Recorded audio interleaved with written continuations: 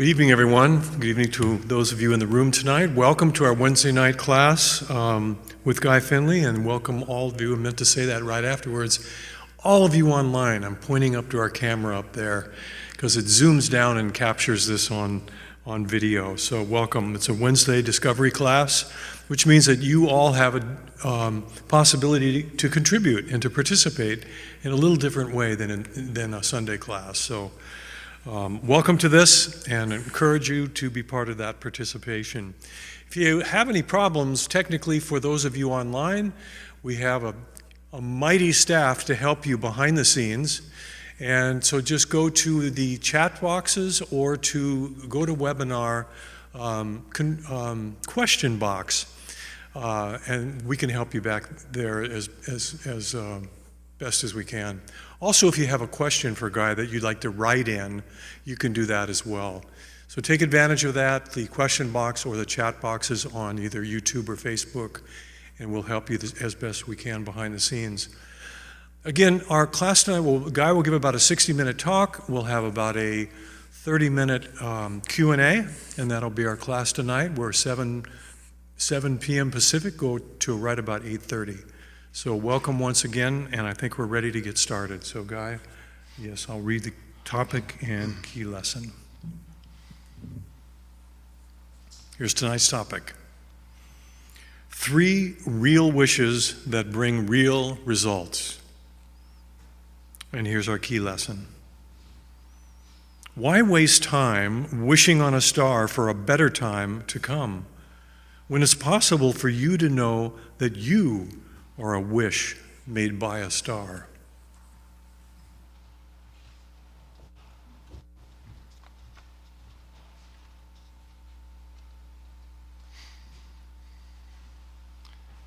Good evening, everyone. And good evening, good morning, good afternoon to all of you, wherever you are in the world, whatever day or time it is. I'm glad you're here.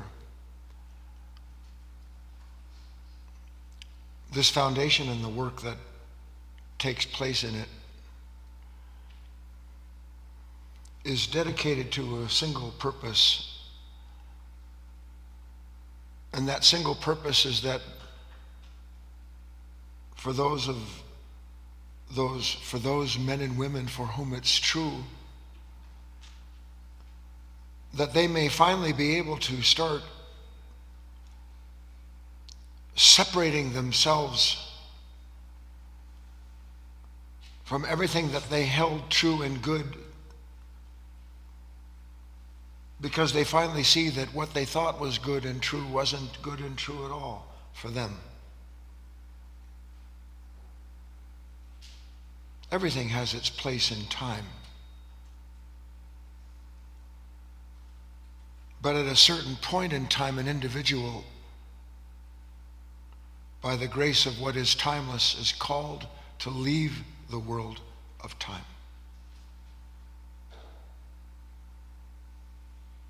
And to enter into a completely new relationship with an order of their own being that was with them all along that journey through time, trying to get them to just turn their head a little bit this way or a little bit that way, so that that man or woman might see what it is that I intend to help you see every time that we sit down to have a meeting like this.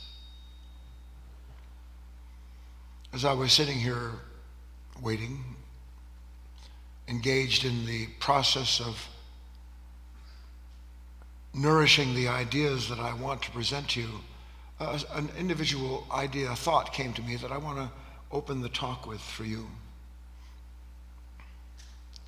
Most of us have heard the idea, and I think that many of us wish it's true, and perhaps sincerely so, that on your hand as you walk through this world, there is a hand on your shoulder guiding you. Sometimes directly, sometimes not so directly. I want you to know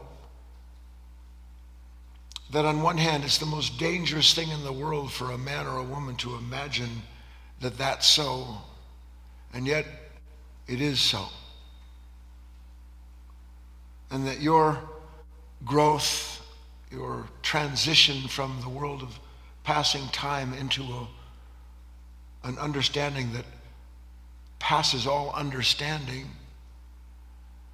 you must come to recognize this hand on your shoulder. You must learn what its direction is like. And you can't be the headstrong human beings that you are now, because you are headstrong. And that's not a compliment, in case I don't need to spell that out for you. If it's true that there is this consistent, firm hand on one shoulder, then you could begin to see that that connects with this idea that, excuse me, you've heard it, that God knows what you need before you know you need it. You've all heard that, haven't you? And you like the idea. But if you like the idea that God knows what you need before you know you need it, why is it that in those moments when you are full of need, you want nothing to do with that hand that is on your shoulder trying to show you what it is that you really need in that moment? Because you don't. We live as human beings under a series of laws. We struggle not with flesh and blood, but powers and principalities. We live under a government, and I'm not talking about this wacko government that we have, left or right. I'm talking about we live under the government of a certain order of being that ensures, without our knowing it, that we never actually come to realize that our needs are known before we know them ourselves. Because if we ever became actually conscious of that, we would have a completely different relationship with every unwanted moment of our life. Completely different relationship. Because in that moment, we wouldn't be looking out and wondering, what is it that I need to do? What must I wish? How must I go about bringing this unwanted moment to an end? We ourselves would participate in something that Scripture, and I just, for grins, just ran through it and found Romans. Likewise, the Spirit also helpeth our infirmities. For we know not what we should pray for as we ought, but the Spirit itself maketh intercession for us with groanings which cannot be uttered. Those are a lot of words in the old language saying that there is something that's quite aware of our limitations, our pain. For we know not what we pray for that we ought to. So something knows what our infirmities are, but we're always praying for what we think our infirmities are. And the Spirit will make intercessions for us with groanings which cannot be uttered, meaning that something will take place and we'll experience that moment of intercession, but it won't seem to us like it's a grand thing. From Matthew, be not ye therefore like unto them, for your Father knoweth what things you have need of before you ask him. And Christ was referring to all the wannabes, all the men and women who sat there and looked at him with that stupid grin on their face like, I love you and I love what you're talking about. In James, you do not have because you do not ask. You do not have the awareness of that hand on your shoulder because you do not ask. But you say, wait a minute, I do ask. Do you not say that? We're going to look at this deeply. From Matthew, ask and it'll be given, seek, it'll find, knock, it's open to you. All of these promises. Philippians, let your requests be made known to God. Jeremiah, you will seek me and find me when you seek me with all of your heart. So here of all of these ideas in Eastern and Western scriptures, in Eastern scripture, pradhana it's called. It's a Buddhist expression. It's a translation of this word. It's called the meaning of it. It's difficult to describe because it comes from Sanskrit. It's a wishing prayer, a wishing prayer, but it's not just a wish and it's not just a prayer, but it has in it, inherent in the idea, an action connected to what a person is capable of doing in the moment, so that in that wish and prayer, they are connecting themselves to their awareness of this hand on their shoulder, to this all-abiding intelligence, this love that knows what you need before you know you need it. All of these things are just wrapped into all of these teachings. And if it's true, and it is, and maybe you haven't reached that point yet. Why in the name of God isn't it true for me? If God knows what I need before I know it, if there's something just waiting to open the door, all I have to do is knock. If there's a love and action that passes understanding and can transform me from a moment of torment into someone that stands triumphant because I've been brought into a timeless world, not struggling anymore with trying to make my life into what I want it to be. If all that's true, what in the name of God happened? And you see, you don't want to ask those questions. You can look at me like you want to. You do not want to ask those questions. Because you know why? Because you have a wish that you think is your own. May God help you to see that one day that not one of your wishes originated with you, as you are, as opposed to the wish that you come into this world with, to be reunited, to be connected to a level of consciousness that cannot act against itself. You come into the world with that, and this world steals it. And you don't know that it's been stolen, and worse, you are complicit in the crime of that theft. Every single time you run into a moment where you feel inadequate or worried or frightened, and what happens in moments like that? You tell me. What happens in every moment that you run into where there's a problem? What happens? I'm filled with a desire, and the desire takes the form of what? Do you know the difference between a desire and a wish? Do you have any idea? A desire is built into this unconscious nature. On one hand, it's natural. On the other hand, there's another whole set of desires that belong to this nature. And we as human beings, as I'll explain in a very telling story later on in the talk, we have the capacity as a human being, as a creator, as being a creator of a creation. I can make my desires come true. I can manifest desire. No other creature can do that. But I can see something I want. I want that. I want to be. I can see it, and I can make that happen. So that's a desire. And the desire is a human being who sees something in the world, in this consciousness that is the world, sees something in this world, and they go, if I get that, I'll be all right.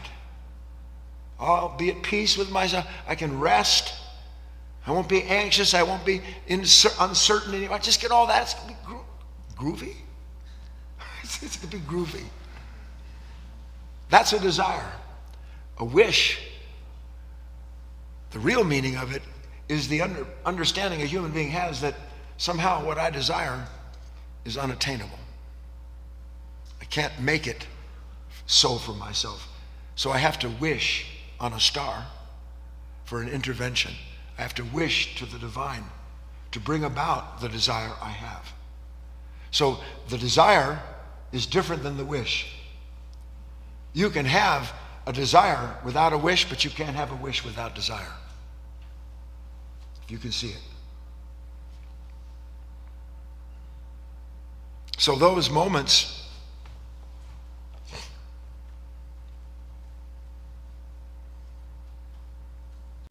where I'm in my house by myself, I'm driving my car, maybe I've gone on a trip somewhere, maybe I'm sitting and planning whatever it is that I want for myself, because if I could just get what I wish, I'll be whole. Can never see, that man or woman can never see in those moments. And I look this up. Do you know where the old expression, be careful what you wish for, came from? Anybody want to venture a guess? As far as they know, it comes from an old Aesop fable. Old truth teachings. And I looked that up. It was called the Old Man and Death, it was called. The Old Man and Death. And the story goes, an old man bent over with age and toil, working to gather sticks in the forest that he can go and sell them to people so he can make a living. and he's been doing it for 10,000 years. He grew so tired and so full of hopelessness, because that's all he does all the time, that he finally threw down the bundle of sticks and he cried out, I can't take it anymore. I can't take it anymore. I wish for death to come and take me away from all of this. And as the story goes, death apparently heard the old man. And even as the old man finished the sentence, there death appeared as this horrible, grim, frightening reaper. And the minute he said to the old man, what is it that you want from me, old man? And the old man, looking at death in that terrible visage, he said, please, sir, would you kindly help me lift this load of sticks onto my shoulder so I can take them to town? That's called the change in eyes, isn't it? Be careful what you wish for.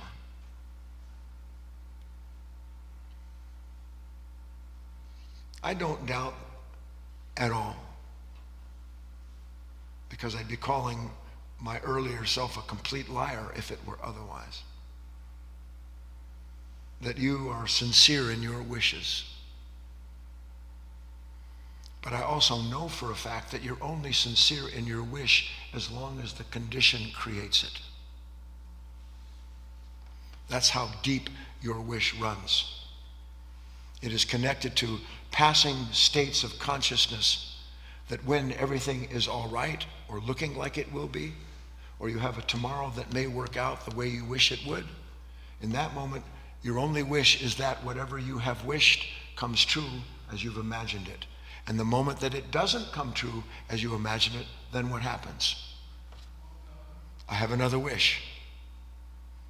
And I never connect the fact that each wish that I have, because it comes from a consciousness that is trying in vain to escape the result of its former wish, that every last one of those wishes is this business of cause and effect as we've been looking at it, where each moment creates an opposing force, so that my wish is secretly, and we'll go into this, a form of resistance.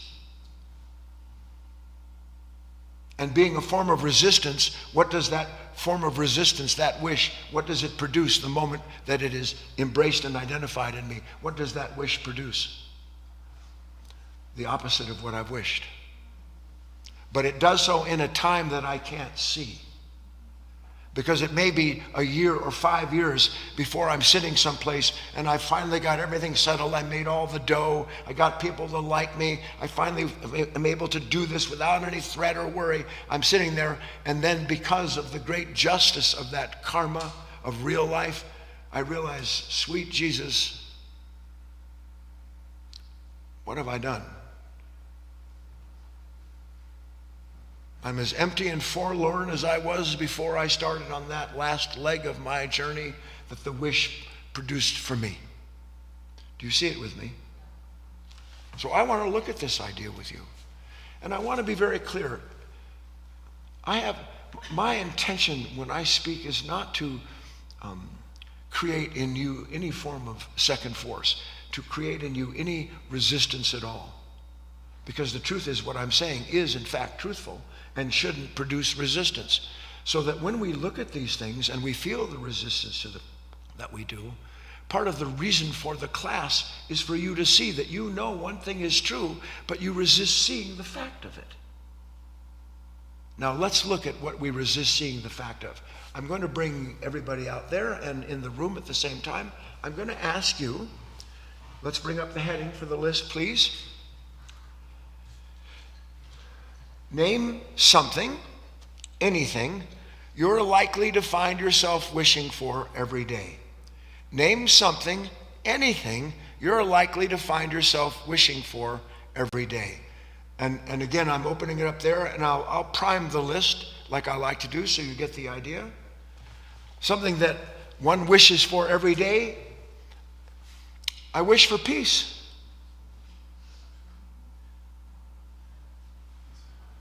I wish for security. I wish for people to like me. So let's look at this list. Name something, anything that you wish for in one way or another every day. John. What could be more natural than that? I wish for happiness. Leah. I wish to God I could lose 5 pounds. She said, I wish I could eat properly, but let me translate all of these wishes. I wish that I didn't make myself sick to my stomach when I eat things that I don't eat. John in the back. No, that's right. But let me translate. John said, I wish for a nap. I wish for the world to go away for a few moments. Over here, Chris. Similarly, I wish everyone would leave me alone. I wish to be left alone. Translation, I wish to stop being irritated by men and women who do not understand that they are an irritation all the time to me. Ellen.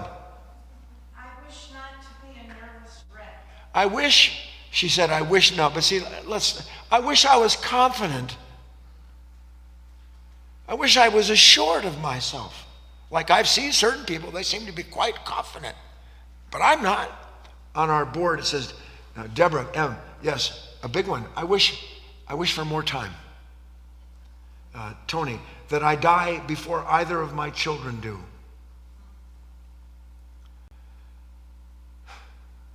Nick, I wish for more hours in the day. Lindsay, I wish for love. That's Compton, isn't it?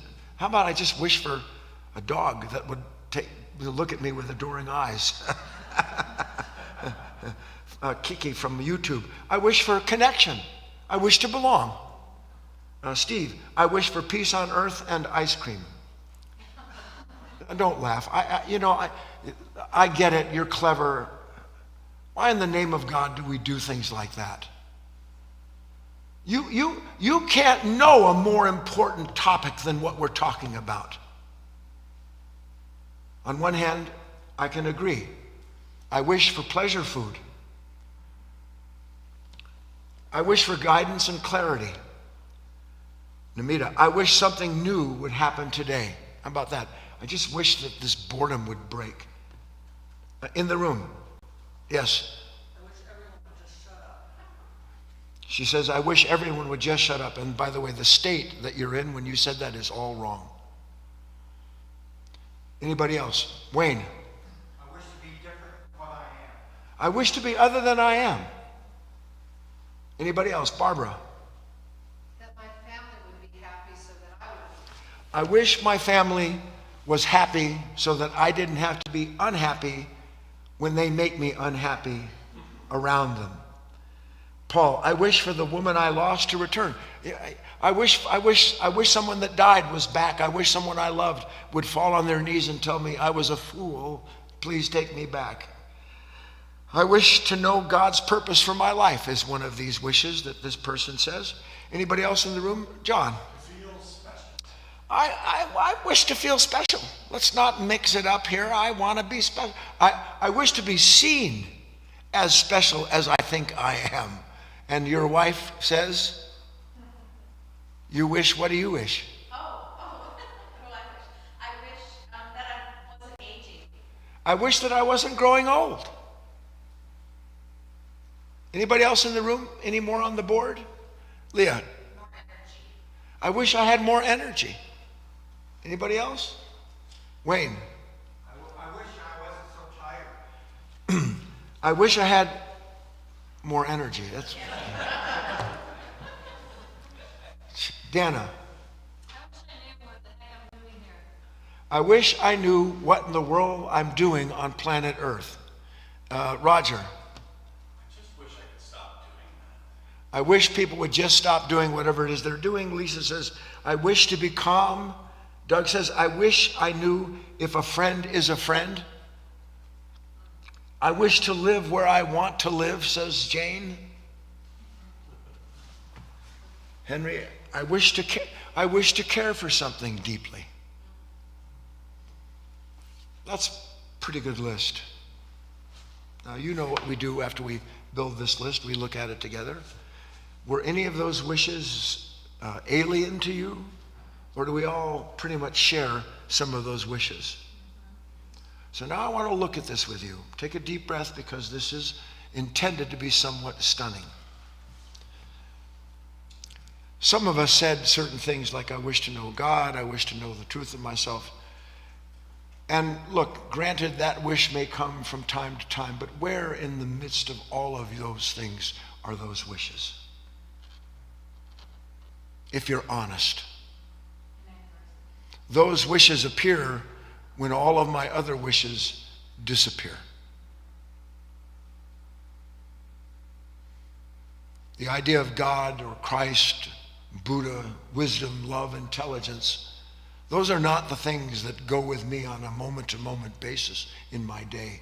Maybe I do some kind of meditation, have some kind of ritual, some puja, some contemplation, but apart from whatever time I donate to that wish, and do so quite often wishing that I didn't have to do that because I don't know what I'm getting directly from it.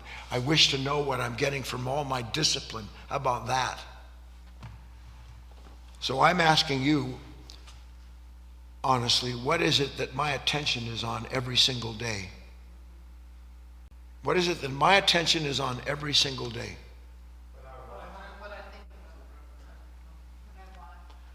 What's underneath these daily concerns that we all just spelled out?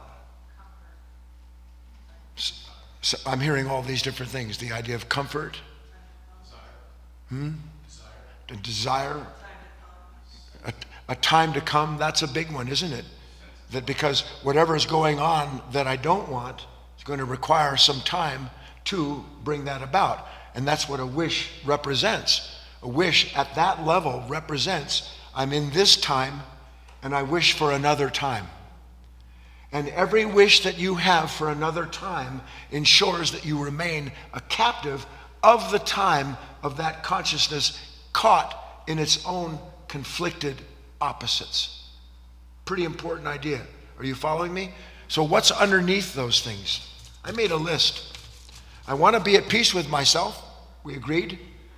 And I want to be able to deal with whatever these conditions are that are going on. So I want to know love. What does that mean? I no longer want to feel alone. Isn't that what that is? I want to feel secure.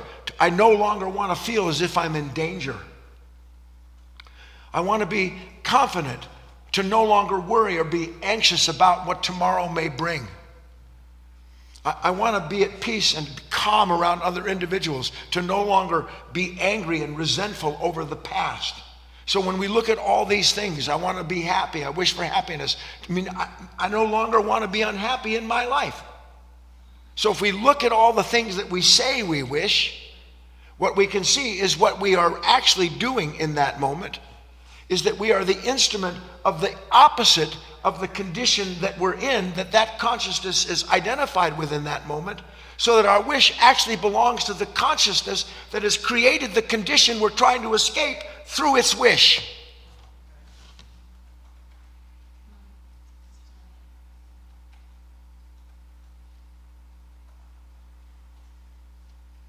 What would happen to a man or a woman, and may God make it that happens to you, if I actually, here I am, why this? I'm going some, oh no, I don't want. What would happen if a person actually realized, I have this great vision for myself downstream, I'm going somewhere, I'm going to do something, whatever it may be, I'm going to be able to eat this whole meal because I drank carrot juice for 8 years and I can just eat one whole meal that I want. What would happen to that man or woman if they saw that wish, that by the way, came for them? That in that moment, something appeared in that consciousness that said, if I can have or do or go or be what I imagine I can go, do, have, or be, then I will be at last at peace with myself, life will be great, everything will be copacetic. Yes or no, please? But what we're looking at here is that these wishes are secretly a form of resistance, aren't they? Can you see that? And if a wish is a form of resistance, then under law of cause and effect, of every action and equal and opposite action, that means that every last one of those wishes brings with it something that will oppose the consciousness that made the wish. And when our wishes are opposed by life, what do? We double down on the wishes. Or we refurbish them, we reimagine them. I call it, I'm going to give a whole talk on it, the great reconstruction. The immediate analysis of all that's come before, weighing it in the moment according to what I think it should have been, and then reconstructing all of that so I can come out on the other end of what I'm wishing for, being whole and happy, because at last I understand everything that went wrong with my life. And sweet God, you do not want to get to the point where you are old and dying and just discover the truth of that. Because the only thing that happens then is you say, I wish I hadn't spent my life the way I did. There isn't a man or woman, sleeping man and woman, and that is the great majority, that doesn't lay on their deathbed wishing that they hadn't spent their life giving it over to what they wished would make them happy and whole and secure. So what we're looking at here, deep breath, because we're not denying certain things. A lot of things that we wish for that we're able to manifest are pretty good, aren't they? I wish to have a nice home. I did it. I wish to have good clothes. My wife did it. I wish to eat decent food. I did it. As a creator, endowed by creation, I was able to take that desire and formulate from a wish that in time I would be able to experience directly everything that I imagined would bring an end to whatever it was that gave birth to that desire and wish to begin with. And we talked about this at great length. Most of what we call our desires, we think we are at cause with, when really they're just the effect of something from our past that we're still trying to reconcile. So that our wishes, if you understand that, means our wishes are to reconcile something that is incomplete in our life, believing that it's capable for the consciousness that created the conflict to actually bring about a reconciliation through the wishes that it has. Because what do I meet in a moment that I don't want?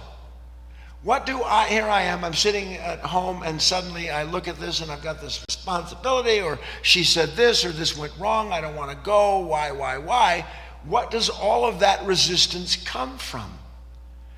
It must come from some thwarted desire, else why would I sit there and wish the moment were other than it is? And that desire that I didn't know I had, but went out and to set things straight for me, it went ahead and did that, and then I pay the price of my own wishes.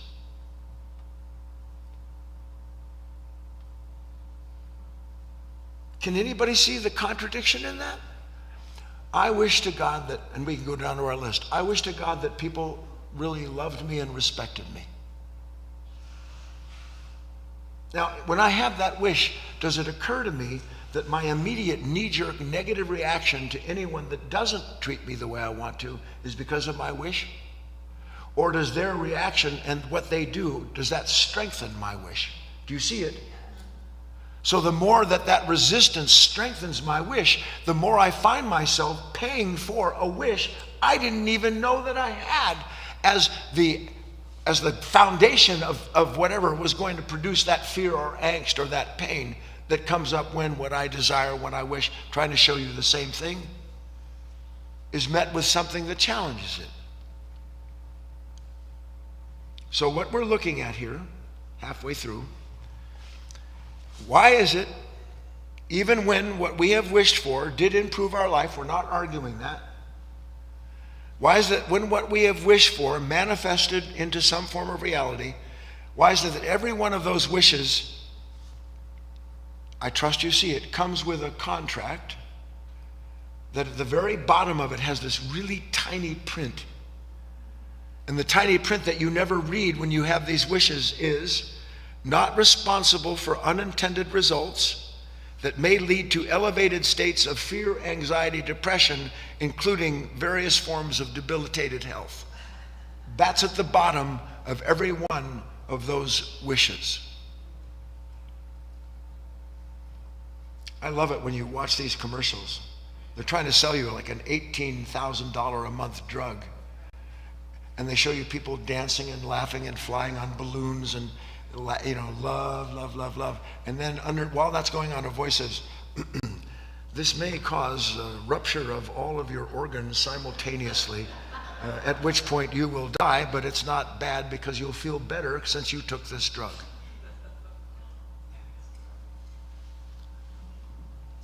Wishes that we have in unwanted moments are a drug.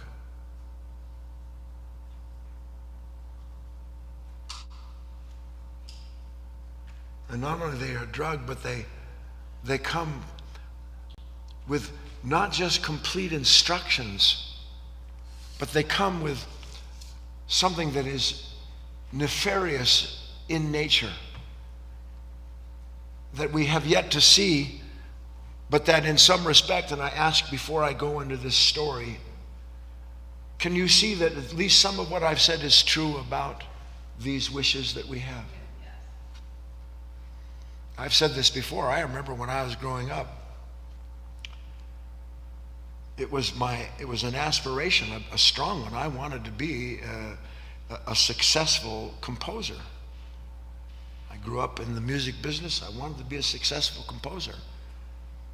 And I remember that some of the most shocking moments in my life came at the moment of the fulfillment of the wish, and then the sudden realization that the wish had this contract at the bottom of it that said, this may come with great depression, fear, anxiety, and the rest of it. And so I got to a certain point in my life where the very thing that I had wished to free me of and was natural. It was natural to want to be a successful composer. It was in me. There was nothing wrong with it. But where it went wrong, so to speak, is where I began to ignore the evidence that what I was hoping to get from that wish could not be fulfilled by the conditions that wish called out to do so. Do you understand that? We ensure the impossibility of that wish coming true as imagined the very moment that we identify with the wish, because the wish brings with it its opposite. And when it brings with it its opposite, then we meet that moment with resistance, and then we are in bed with, having signed a contract with something that ensures we cannot escape that, because we don't know if anything exists outside of that wish that the only wish we know to make. How about that?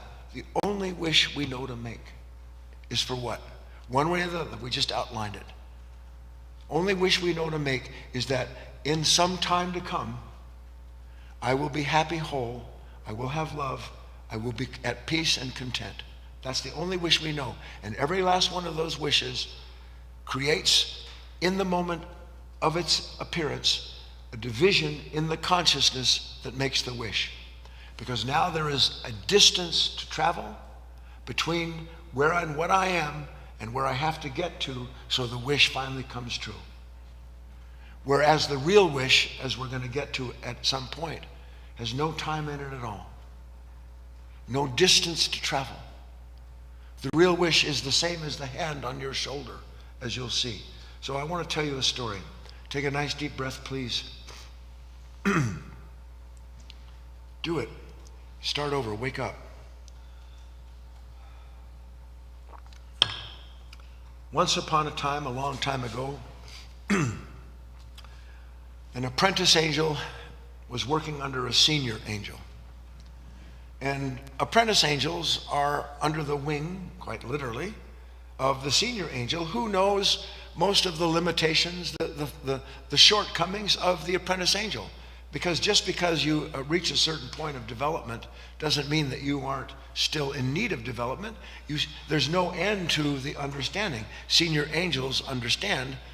Apprentice angels think they know everything. Why are you laughing, you apprentice angels? Yeah. So he said, come with me. Where are we going? He said, stop asking questions and come with me. And just like that, they are transported from one level of consciousness, one kingdom to another.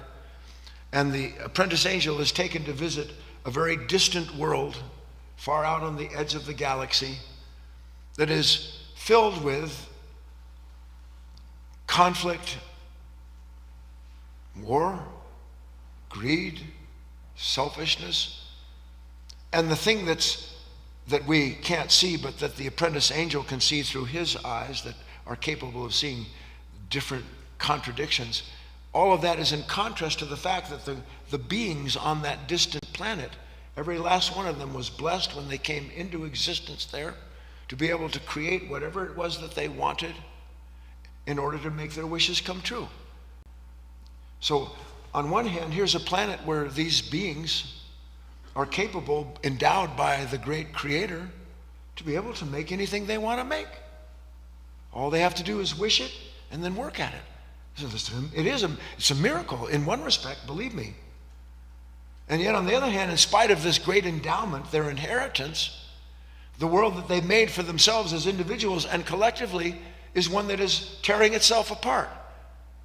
Not where men and women admire and love each other for what they've created and brought into the world for the good of all, but that are jealous and hateful of one another because one has something the other doesn't, and all the other one wants is what the other has, and so their life is spent wishing that they could climb on top of everyone else so that they could be the one who's at the top of the hill.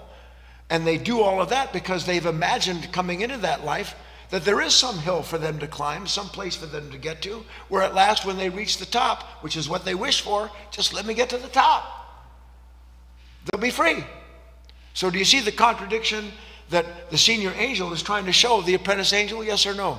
Apprentice angels. So the apprentice angel says, this is pretty strange. I mean, it's hard to imagine the contradiction. I mean, how can that exist like that?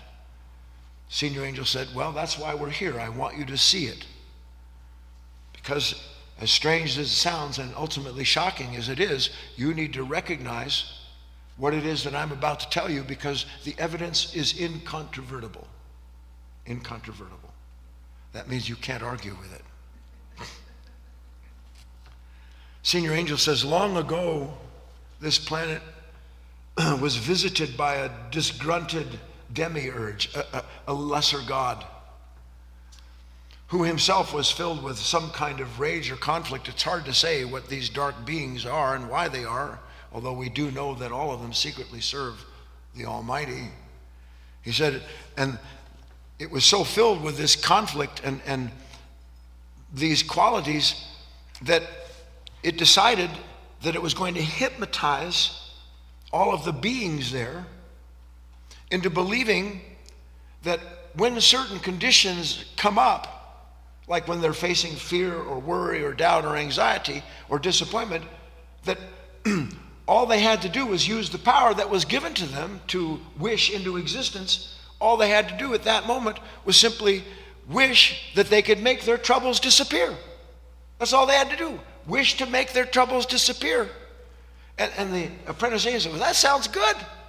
I'd like to wish that my troubles would disappear. And immediately, now the angels are from some Zen background. The senior angel takes a 2x4 and whacks the apprentice angel across the back. Says, no, I thought you might think that, but you couldn't be more mistaken. He said, which is why I brought you here, to see what becomes of those who, being deceived, accept a fate that is as dark and inseparable from their willing ignorance of the truth. And the apprentice angel said, okay, I'm sorry, I stand corrected. Please tell me, what is this wish they have that they've been deceived into making as one of their own? And as you've said, by which they condemn themselves with that very wish. Can you imagine condemning yourself with your own wish? Can you? You can't right now. I'm going to explain it to you. Please. Senior angel says, that dark demigod put it into their mind that anytime they don't want to see, let alone deal with some unwanted moment in their life, all they have to do is just wish to forget how they got into that painful place. That's all they have to do. Just wish to forget how they got there. And not only are they spared from seeing how their earlier wishes created the very condition they don't want to be in, but as an added bonus, they also forget the moment later that they made that wish to forget.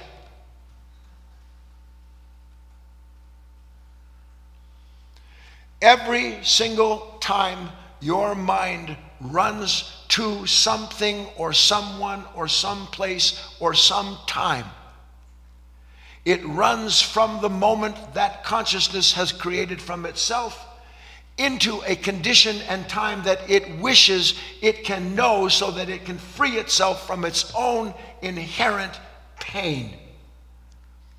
And that mind always wishes to forget that what it doesn't want, it was complicit in the creation of. It wishes to forget that it made the world in its own image. It wishes to forget that my problem with this person isn't because of the person, but because of what I wished I would be in their eyes, or that they would see me as being. The moment that that wish came out, that somehow I would rise to I'd be the cream of the crop, I'd be seen as special. You could go through every last one of the wishes that we wrote down.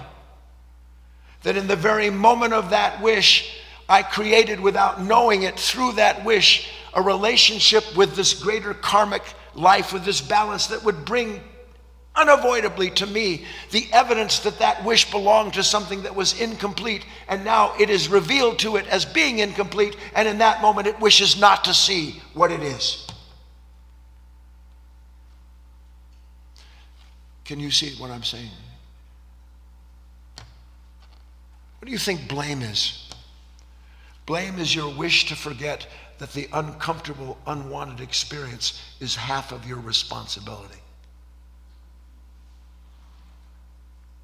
What do you think all of your regrets are? It is the wish to forget that you created the very thing that you now regret happened to you. What do you think justification is? How many of you justify the experiences you have with other people? Get your hands up all day long. What do you think about? What is justification? It is a way in which this consciousness has deceived me into forgetting that what I'm justifying wouldn't exist if I hadn't wished it into existence in the first place.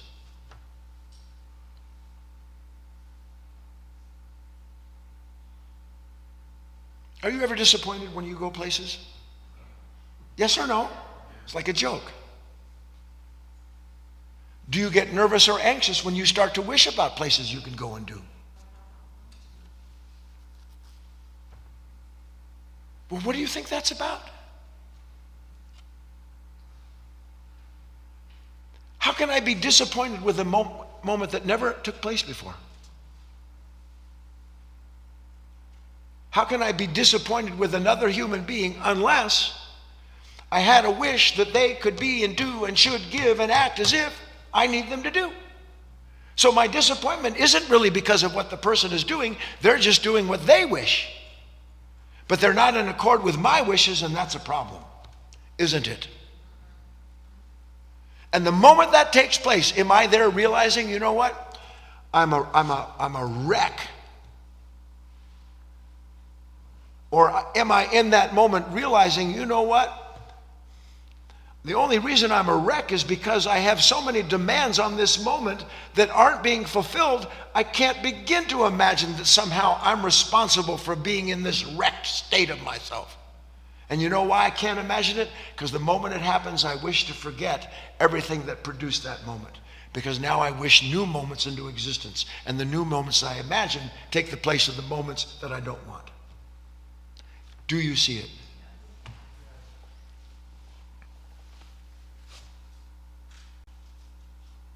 I don't know that you do.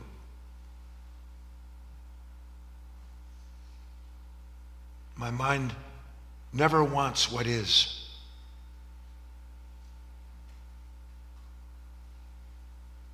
It always wants what should be. It always wonders why it's not. And when my mind wonders why it's not, or pushes that it should be this way, that is a deliberate act of forgetfulness. And it's a deliberate act of forgetfulness because in that moment, that consciousness is doing everything it can to deflect or otherwise avoid the outcome of all that it has created through its wishes through and up to that time.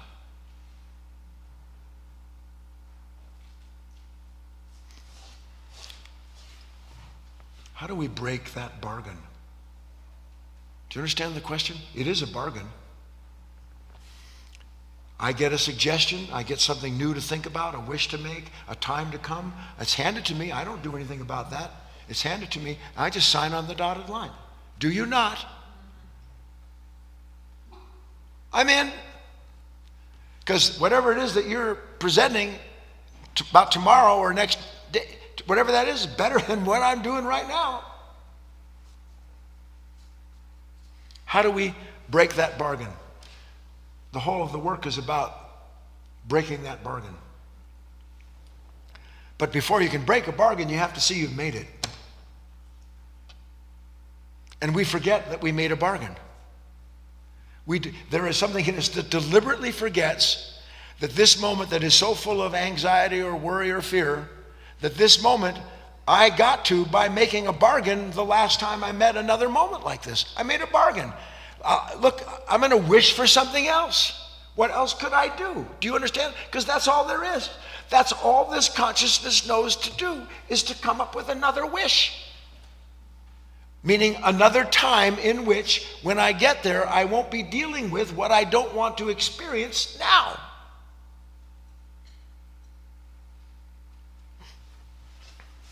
We need, and the need is answered as it is awakened, a new I, a new order of ourselves that is already within us, but that has been conveniently forgotten because it's pushed aside. And it's pushed aside in favor of something that promises us freedom. And then gives us in that promise of freedom what we have to wish for, what we have to do to bring it to us. And if I haven't made the point clear, it just goes around and around and around, doesn't it? I need, coming to the close and the exercise, I need a new wish. But the wish that I need that's new is unimaginable to me. Because me, all I know is the wishes that I've had all of my life and the variation on the theme of those wishes. That's all I know. And that's where true spiritual teachings come in, because they are shocking. It's very difficult to swallow if you've understood what I've said. We talked about this for the last week. You can't want something without not wanting something. And if you actually see that the very moment I want is going to produce what I don't want, then you say to yourself, "Oh my God, what do I going to do? What am I going to want?" Because my life is predicated on wants and not wants. My life is predicated on the wishes that follow, seeing that what I wanted isn't coming. And I simply make a new wish, a new want, that casts me out and my life into a time to come so that I can forget the time I'm in. Only one problem with it is that you really can't forget yourself. So I have what I'm calling 3 wishes in one. 3 wishes in one that are answered the moment you make them. 3 wishes, 3 true wishes in one that are answered the moment you make them. You ready for the 3 wishes? That have nothing to do with the time to come. That's an important idea. We're so connected to this idea of a time to come. I ran into a man a couple days ago. He was a sweet man. I actually quite fond of him. Quite sound asleep, but that doesn't mean he's not sweet. And he looked at me and said, "You know, you need to write a book." Well, he knows I'm an author. He He said, you need to write a book. I said, well, what book would you like me to write? He said, I want you to write a book, what happens to couples when they both retire. He said, because God, who knew, man? His whole life wishing to retire. And now his whole life spent wondering how he's going to pay for it and what to do with the pain of living with someone when they can't get away from each other or wish each other into oblivion. They can't escape each other. All of our wishes are about escaping. Are they not? I told him, time to pay the piper. So here are the 3 wishes that have nothing to do with the time to come. Ready? Wish number 1. And just listen to all of them. I wish, and so just to be clear, when are these wishes, when are we most likely to make wishes? When the wish collapsed. Be careful what you wish for. When death appears, you know. Oh, here, load these sticks. Give me something else to wish for. Ignore the fact that I hate what I'm going through, that I don't want my life. Load some more of this on my back, because now I'm happy to go do that rather than to look at you and what my wish brought when I made it. I wish to see myself as I am in this moment. Dear God, I wish to see myself as I am in this moment. And the second part of that wish, absolutely inseparable from it. I wish to understand what I'm aware of without thinking about it. I wish to understand what I'm aware of without thinking about it. I wish to see myself as I am without taking thought for anything that I see. Do you understand? And the third part, I wish to accept what I don't understand, including my fear of not knowing. I wish to see myself as I am in this moment. I wish to understand what I'm aware of in this moment without thinking about it. And I wish to accept what I don't understand, including my fear of not knowing. One complete wish. No time, but a wish that delivers the willing soul into a timeless relationship with the moment that is revealing to that man or woman everything they have tried to forget and done so successfully their whole life. And there it is, all in front of you.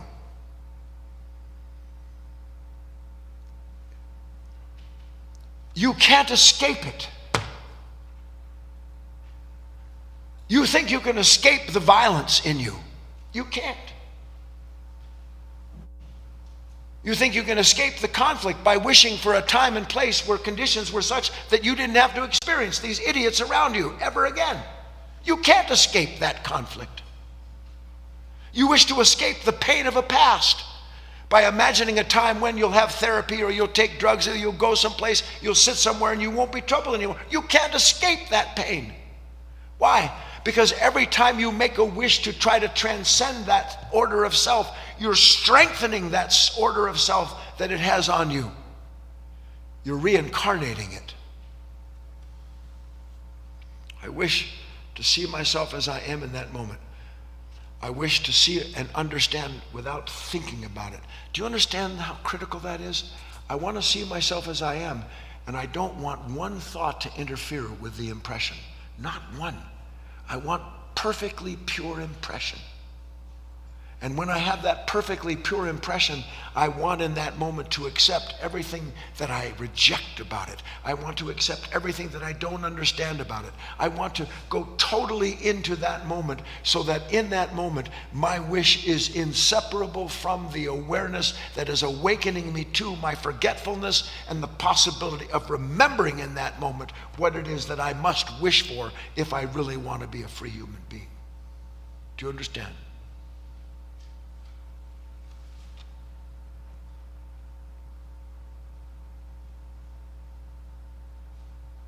That's the only peace there is. That is the only true peace there is. And it is the peace that I mentioned at the start with every last one of those scriptures.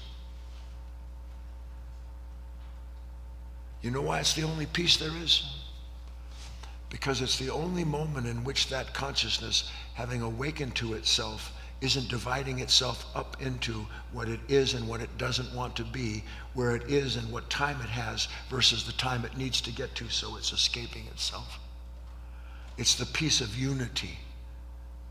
It's the peace of integration. It is the peace of a transformation that takes place in that moment, though you have to go into it to see it.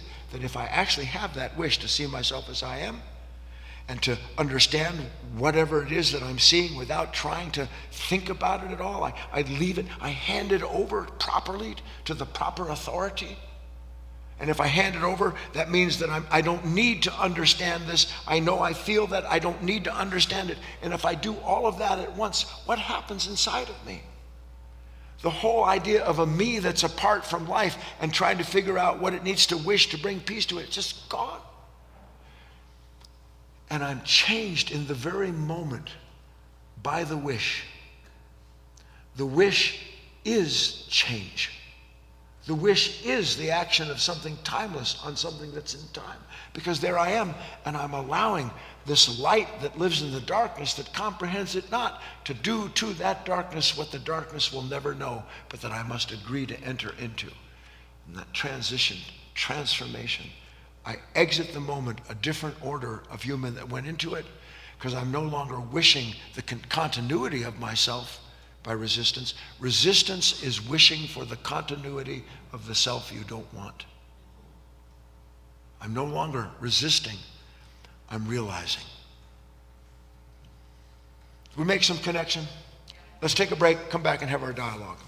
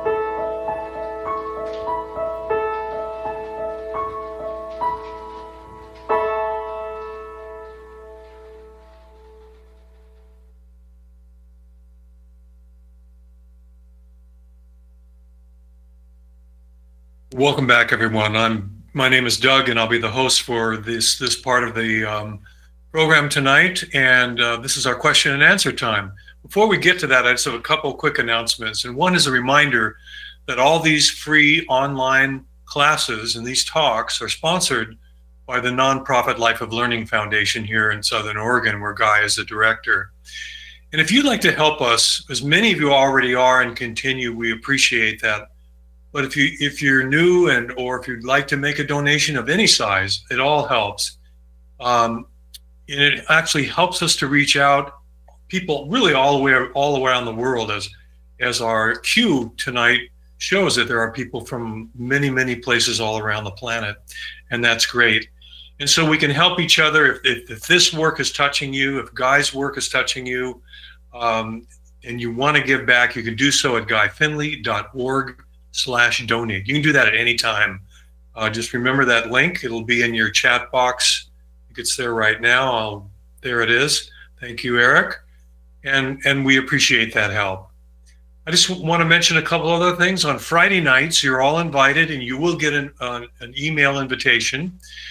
We have our student talks. There'll be 2 longtime students, and we'll be discussing last Sunday's talk about the cost of freedom. And you're welcome to come to that, where we study that. So if you haven't listened to that talk, or if you have, maybe make some notes, see what you can work on in the next couple days before Friday night, and share with us. That's the whole point of these student get-togethers on Mondays and Fridays. Monday is for Wisdom School people, and then Friday night for everybody. And of course, all of you are invited to join the Wisdom School at any time. You can inquire about that as well. So, and then Saturday morning, you can see it in front of you, Insight Timer, 8 a.m. Pacific time. And this Saturday, there's also a Facebook Q&A with Guy, and you'll get some more information about that as well. And you'll see Sundays at 9:30. So as often as you can, live or recorded, do attend the talks, because really, I speak for myself, the value of being connected to this work, it's inestimable. And the fact that we can hear, you think you've heard it, you can hear it over and over again, it cements something right in you. It cements a right part of us to help us to work, to be able to change as we're meant to. And that's what it's about. So let's bring Guy back on, and I will invite those of you to raise your hands, those of you online, those of you in the room, you're welcome to come up to the microphone. If you haven't raised your hand before, there's a little hand icon. This is for GoToWebinar people. Just click on that little hand icon, and that'll bring your hand up in the queue. And so now's a good time to raise it. So if you have a question for Guy, or a comment of gratitude, or whatever you're working on in your inner life, you can raise your hand now. Guy, I'll ask you, is there any more words you want to say before we get started? Okay. I have a written question that I can start with here that came into the foundation. And then I see Jocelyn raised her hand. We'll go to her next. This is from Gibran. And he asks, I've become estranged from someone very close to me. Recently wanted to reconnect, thinking it was only because I cared for them, but then realized that one of the main reasons was because I didn't want the other person to stop caring for me. I realized I am afraid that I didn't matter to them anymore. This has taught me much, and I can see how liberating it's been to consciously bear the pain of this, but it can be very intense at times, very difficult. Any words of wisdom and encouragement would be appreciated.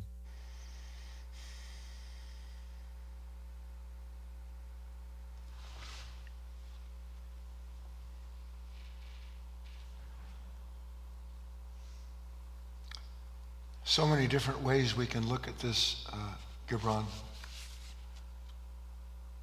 And it should be understood that what I'm going to say is just one facet of an endless array of possibilities, higher possibilities.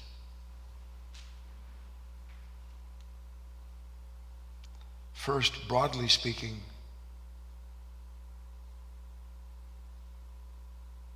how in the name of God can 2 human beings who love each other become enemies?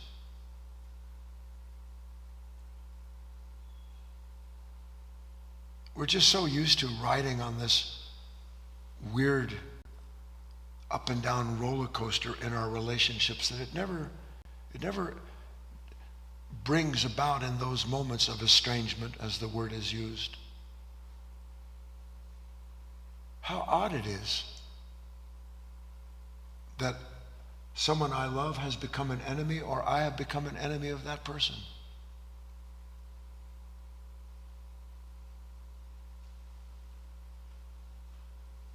And to your benefit,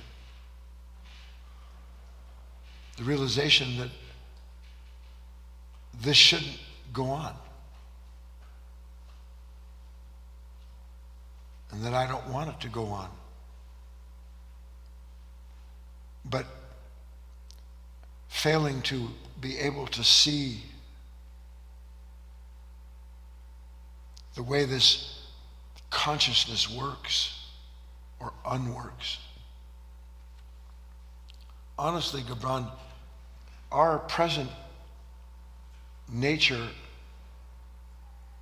and its proclivity for instantaneous identification with virtually any one of the endless characters that passing conditions pop onto the field of this mind. Be like a man sitting in a field and watching a scrum, a rugby match, some kind of game of some kind.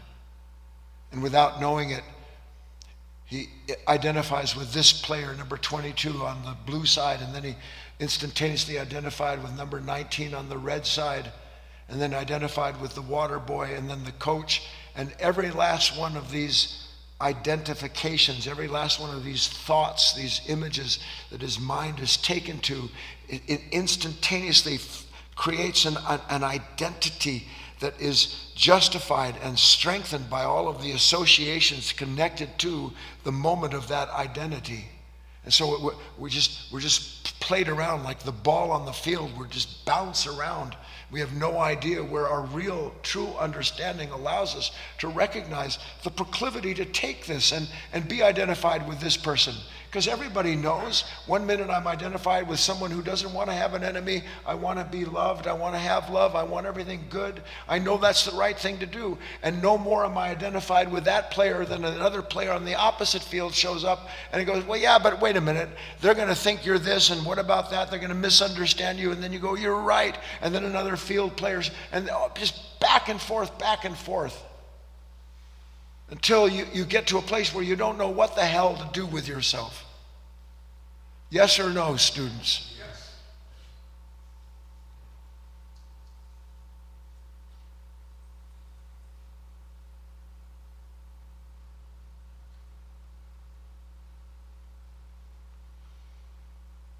I haven't had to do it by the grace of God, but if I did, if I was estranged from somebody, and in one respect I kind of did this maybe 30 years ago with my younger brother. My younger brother, when we were kids, he for whatever reason, he worshiped the ground I walked on. It was a phenomenon. My mother would often tell me, your brother loves you so much. Didn't care much for my older brother, but he wanted, if I had a shadow, it was that kid. And I was so cruel.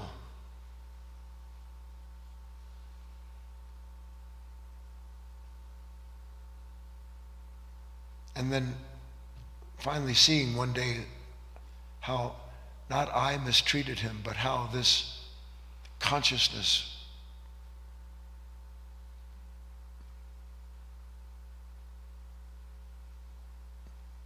can be so hateful, so jealous, so envious. Having seen that, I many years ago, I went to him and said, you know what, brother? I am so sorry. I'm sorry for everything I did, everything I said. I take responsibility for it, but I want you to know that was never me. I never wanted to be like that, even though I did all those things. Please forgive me. You know what he said? He said, I don't know what you're talking about. But I knew what I was talking about. Don't have an enemy. Don't have people in your life that you're estranged from and that you at least won't take the initiative to bring an end to it. You're so afraid of losing face. You're so afraid of some spiritual mistake. I don't know, is this the right thing to do because I need to be unconditionally loving or I need to be unconditionally strong? And I don't know who the hell to be. I'll tell you who the hell to be. Be the man or woman who understands without thinking about it that as long as you have someone that you haven't done everything you can in your life to bring an end to that estrangement, you're responsible for it. And if and when you try to make amends and you do that and you're rebutted and rejected, then so be it. Then it is on them from that point. And you know it because you went to the end of what it was possible for you to do in that situation.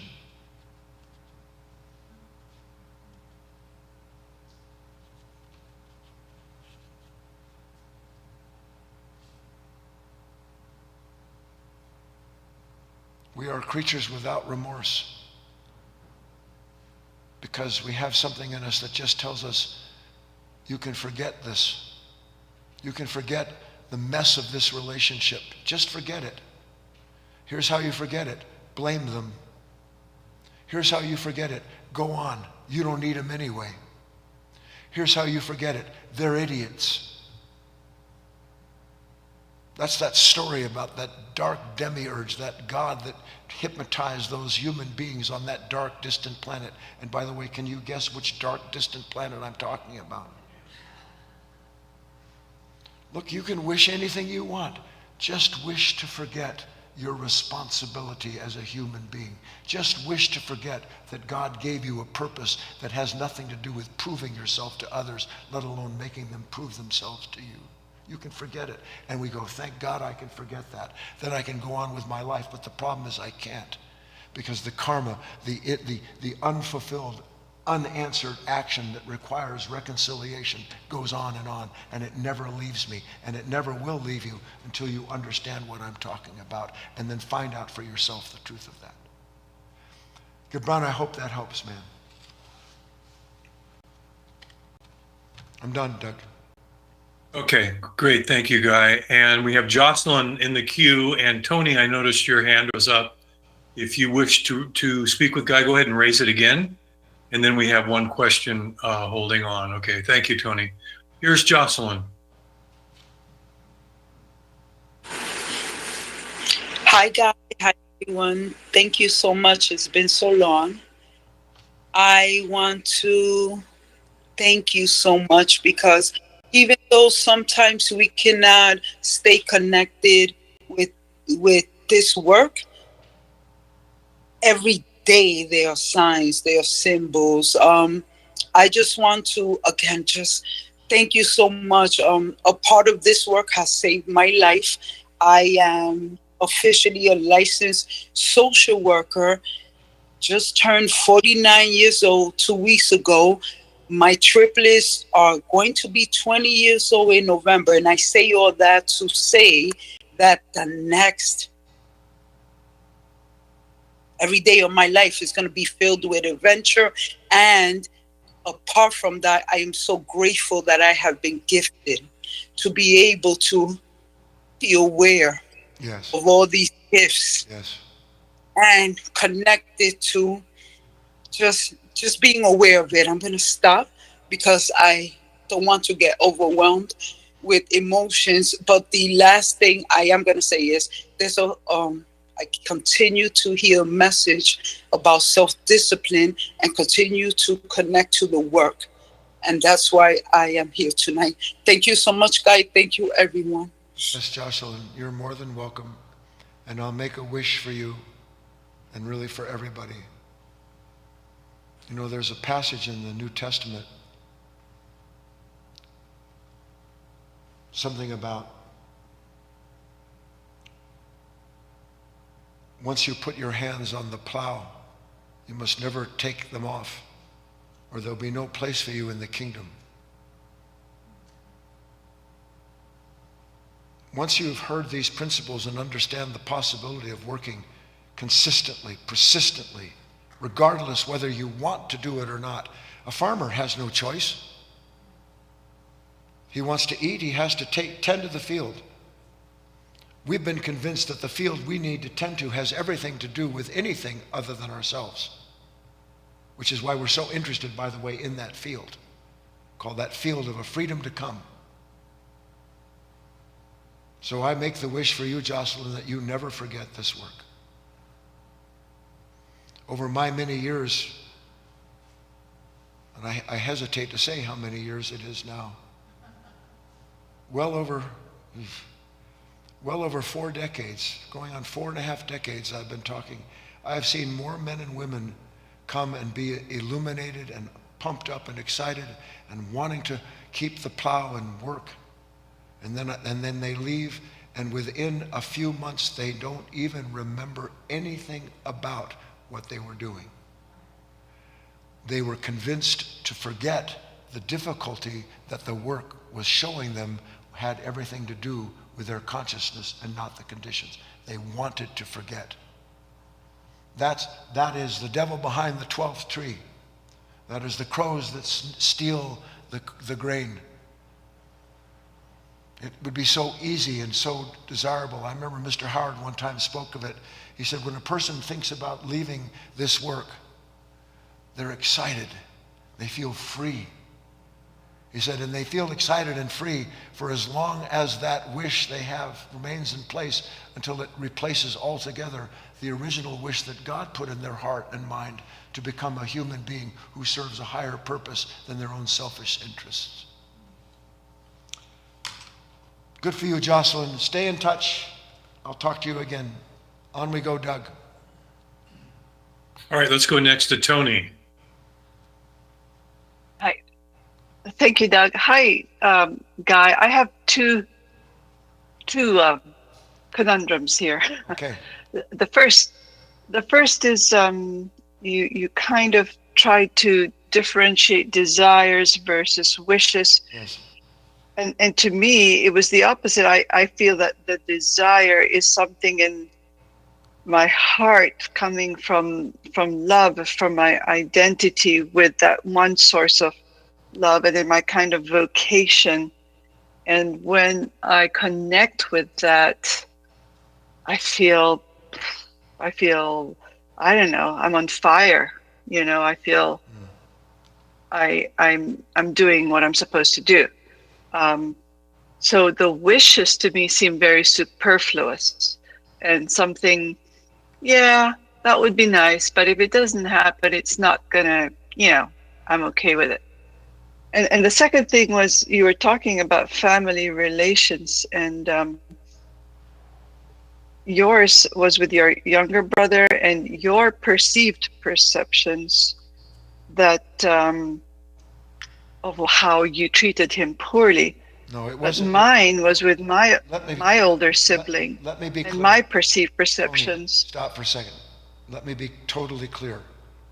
What you call my perceived perception was not a perceived perception. It was a fact. It was also a fact that he was unable to deal with the cruelty that I expressed towards him, the selfishness that I embraced. He suffered that terribly, but he has fallen asleep. He has forgotten the pain of that. I will never forget. Okay, so I'm your younger brother, and I never fell asleep. You're my eldest sibling, and I really have bad memories, Good. And so I just, if I can be your younger sibling who's a better person than I am, I'm saying that I have no regrets of my pushing back behavior to the point of their resentment, of my older siblings' resentment. I just don't. I've let it be known I love them no less than other family members. I really don't. I love them equal to all my family members, but I feel good about telling them FY, and I just don't feel the same way. That unfortunately they don't feel the same way, and they avoid me. But I have no regrets, and I don't understand why I don't have that regret. Because Why I feel Tony, because you have yet to see why they avoid you. I don't, that's their loss. I'm sorry. Well, you can say that it's their loss, and I'm not going to argue with you about it. You have your relationships that you do. And I'm simply saying that every person in my life and everyone that I know who has relationships, if there's an estrangement in it, it's not the fault of one person. Ever. Ever. And you may be right. Maybe it's completely their responsibility because you've done everything you can to be a noble and true person. And if you have, good. But if you have, then there should be nothing stuck in your craw. No point to make, nothing to prove. It would just be that way. Tony, this is not about... Tony, listen, please, God. So many times you think this is about right and wrong. This isn't about right and wrong. It's not about good and bad. It's about... I agree. It's about seeing. But if you agree, then you wouldn't need to make the point, Tony. You wouldn't need to prove. Well, you were just talking about it, and it just struck me, and I felt, gosh, if I don't, who will? If not I, who? Yeah, okay, good. Because this person is just grandiose. And anyway, sorry, I just wanted to say that I just have so much to talk to you in person, and I'll just cut it here. Bye. It's all right, Tony, and I know your heart is full and your mind is racing. And I did an interview, a really long interview. I don't know when it was. Was it yesterday? Yesterday. And this very nice woman was asking me all of these questions. And she basically said, well, what can you do about all of these questions, all of this uncertainty? That what do you do with the children? Because what do you do with the younger people who listen to you? And how do you straighten them out? Or how do you how? And I had to tell her the last thing that anyone wants to hear. You have to let everything play itself out. And you have to watch while everything does. Because if you watch how everything plays itself out, then you get to be the observer of the entire operation instead of taking yourself as being some lost partner or player in that drama. The only reason there's a drama is because you're an actor. That's all. You have drama with other human beings, you're in the play. Spotlight on me. But if you start to understand that, then you watch the play. It isn't that you don't feel all these things: love, enmity, resentment, regret, hope. You feel all those things. But you know that the one who is reacting to them is inseparable from the consciousness creating the reaction. You know it. You don't think it, you see it. And if you see it, you let it play out, because that's all that you can do. And you don't wish that it was this way or that way. You act as best you can act in the moment, given what you see is true, and then you let your action prove to you the validity or not of your action. And if you're present, then you see the action was true because there's no residue. And if you weren't true in action, then the residue is the next thing for you to take your part in observing how that needs to play itself out. That's all I want to say. And we want, I want to just nail this mother down. And you can't. Because there's nothing to nail down. And every time you try to nail something down, you're crucifying yourself, as opposed to allowing life to show you that there is a relationship you have with this moment, which requires that you give yourself up so that you can be given the next understanding about your relationship to the broader moment and the field of consciousness. That's for you, Tony, and everybody. On we go, Doug, if there's any further to go. We have one more written question, Guy. We're right at the hour, top of the or bottom of the hour here. So we'll end with this. And the question is from George. He says, "Hi, Guy. Thank you for the depth of information you provide to us. With that in mind, please tell us the reason people should or should not have children. I thank you so much for your very deep insight. I also thank everyone here for taking their time to pursue the truth of this human experience.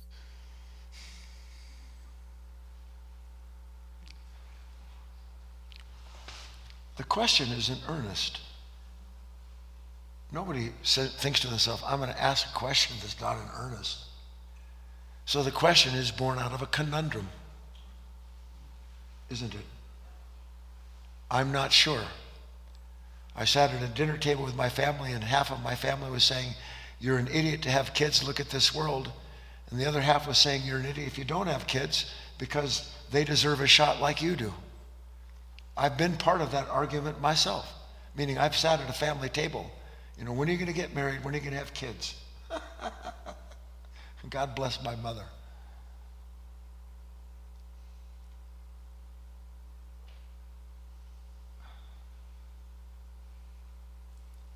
There's no answer, George.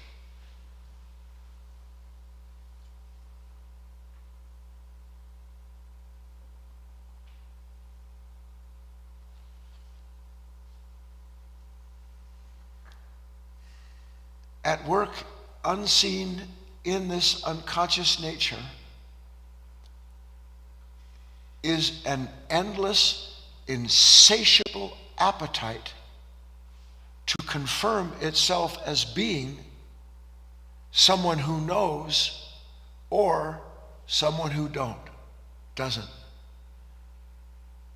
And that consciousness never stops entering into conditions where, because of the condition, certain questions are posed to that consciousness depending upon its conditioning. And then once the question is posed to that consciousness, it somehow believes, because it's so identified with that moment, that it has to have the answer to the question. When the question only exists for as long as the conditions allow, and if I'm complicit in the continuation of the condition, then I'm complicit in the conflict of not knowing the right answer. And if you see that, then you should have kids. End of story. You're an idiot if you have kids. End of story. No argument. No problem. Why would I, if I say you shouldn't have kids because the world's a terrible place, and by the way it is, then what's my problem with you saying you should? And if I say I want to have kids and you say I shouldn't, what do I care what you say? Unless I don't know up from down within myself, which I don't, or I wouldn't be tossed and turned by the question. Everything can be used, George. Use everything. Good night, everyone.